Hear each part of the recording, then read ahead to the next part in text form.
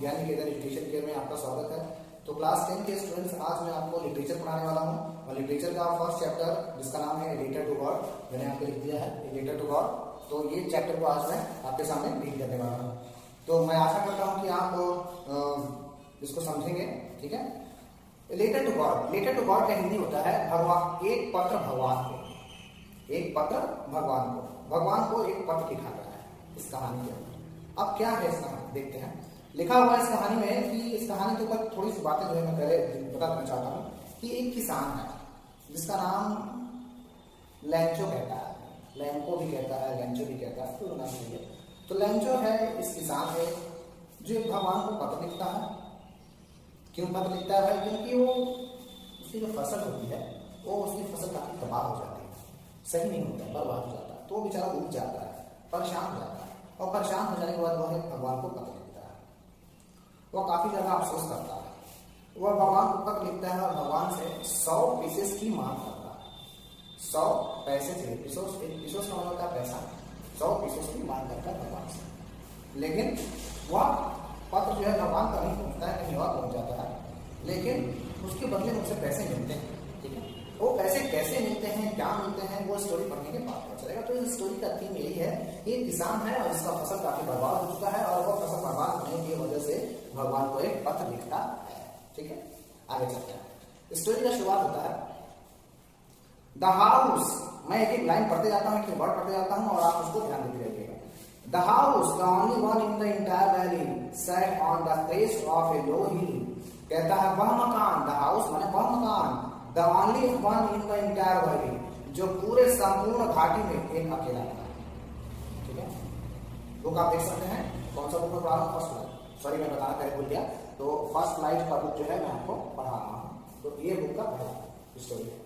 तो कह रहा है कि एक ऐसा मकान जो पूरे घाटी में एक अकेला मकान था, set on the crest of low hill, जो एक पहाड़ी के शिखर पर, पहाड़ी के शिखर में उछले पर, उछले हिस्से पर बना हुआ था। कह रहा set on the crest of a low hill, ठीक है। From this height one could see river and field of ripe corn dotted with the flowers that always promised a good harvest। कह रहा है कि फ्रॉम दिस हाइट, इतनी ऊंचाई से, one could see the river, नदी को देखा जा सकता था, and the field of ripe corn, और खेत में पके हुए फसलों को देखा जा सकता था, विथ द फ्लावर्स, मतलब फसल में फूल लगे हैं कि नहीं, फसल कितना पक चुका है, ये सारे के सारे चीजों को देखा जा सकता था। That always promised a good harvest, जो इस प्रकार को देखने के बाद उस किसान को एक मन में भरोसा देता था, एक खुशियां देता था। मतलब सीधा सीधा ये बात कहा जाए कि जो किसान था, वह किसान का घर एक ऊंची पहाड़ी के टीली पर था, जो वहां से सारे के सारे अपने खेतों को देखता था, और जब खेत में उसके फल और फूल लगते थे उसको देख करके आनंद होता था और उसका भरोसा बढ़ता था, ठीक है। ये पहले पैराग्राफ का हिंदी है, ठीक है। मतलब ऊंचे टीली पर से वो अपने खेतों को देख सकता था, अनाज को देख सकता था, पके हुए अनाजों को भी वो देख सकता था। चलते हैं, तो ये पहले पैराग्राफ का हिंदी हो गया। दूसरे पैराग्राफ का Hindi. The only thing the earth needed was a downpour और at least a shower throughout the morning and the only thing the earth needed was a downpour। कह रहा है धरती को सिर्फ एक वस्तु की जरूरत थी। the only thing the earth needed was downpour or at least a shower। धरती को एक चीज की जरूरत थी, क्या? वो चीज है पानी। पोर, डाउन, एक वर्षा की जरूरत थी, एक काफी ज्यादा डाउनपोर, एटलीस्ट शावर का मतलब मूसलाधार वर्षा, मूसलाधार वर्षा की धरती को जरूरत थी। इसका मतलब धरती सूखा हुआ था, धरती बंजर थी, बंजर सॉरी मतलब धरती सूखी हुई थी, धरती में कोई पानी नहीं था। Through out the morning Lencho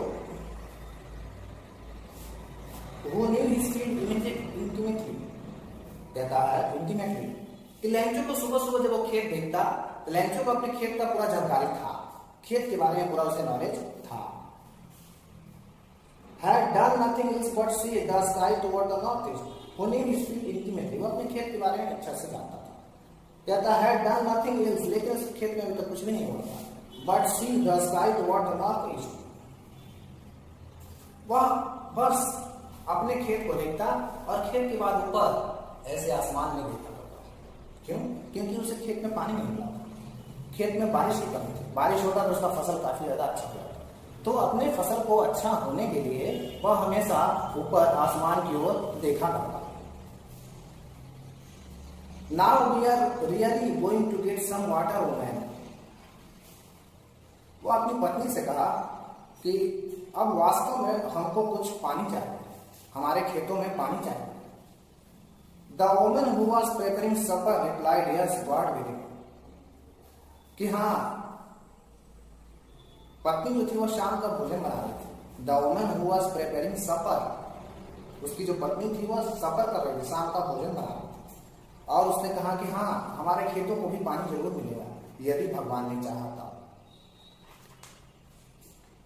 The older boys were working in the field while the smaller ones were playing near the house. बड़े लड़के खेत में काम कर रहे थे, छोटे लड़के जो थे वो घर के आपस में खेल रहे, घर के अगल बगल में पास पड़ोस में खेल रहे। And the house until the woman called to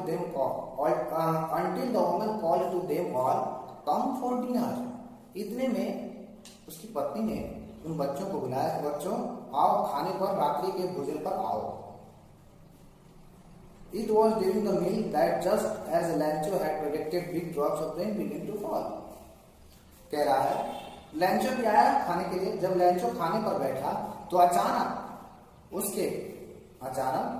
कह रहा है जब लैंचो खाने पर बैठा तो अचानक उसके शरीर पर बारिश की एक बूंद गिरी, पानी की एक बूंद गिरी। In the north east huge mountains of cloud be seen approaching. तो अचानक उसने देखा तो नॉर्थ ईस्ट, उत्तर से नॉर्थ ईस्ट, उत्तर पूर्व से एक बड़ा सा बादल उसे आता हुआ दिखाई। The air was fresh and sweet, और बादल आ रहा था तो उसमें जो हवाएं बह रही थी काफी ज्यादा ताजा था और एकदम हवा फ्रेश थी। The man went out for no other reason than to have pleasure of feeling the rain on his body. जब वह बारिश की एक बूंद उसके शरीर पर पड़ी तो उसके खुशी का अंदाजा नहीं रहा, वह काफी ज्यादा खुश हो गया। और खुश होने के बाद and when he return he exclaim, खुश होने के बाद वह काफी खुशी से गुदगुदाते हुए बोला, These aren't raindrops falling from the sky. They are new coins. The big drops are 10 cent pieces and little ones are 5. उसने कहा खुशी से, देखो ये आसमान से गिरने वाली बरसात की बूंदे नहीं हैं, बल्कि एक नए सिक्के हैं। बड़ी बूंदे 10 सेंट की, छोटी बूंदे 5 सेंट की सिक्के हैं। उसने कहा कि देखो बच्चों, ये जो बूंदे मेरे शरीर पे गिरी है, ये बूंदों में से बड़ी बूंदे जो है वह कितने के हैं? वह बड़ी बूंदे 10 सेंट पीस की वो बड़ी बूंदे, 10 सेंट का कॉइन है, 10 सेंट के सिक्के हैं। और जो छोटी बूंदे हैं वो 5 सेंट। ठीक है, तो मेरे प्यारे स्टूडेंट्स, मैं इतना आपको इसका हिंदी एक्सप्लेन किया हूँ, तो मैं आशा करता हूँ कि इसके आगे वाला आप पढ़ के रखिएगा और उसको मैं नेक्स्ट वीडियो में एक्सप्लेन कर दूंगा। ठीक है, तो मैं आशा करता हूँ कि आपको समझ गया होगा। ठीक है, तो प्यारे छात्रों, आप इसके आगे पढ़िएगा। तब तक के लिए धन्यवाद।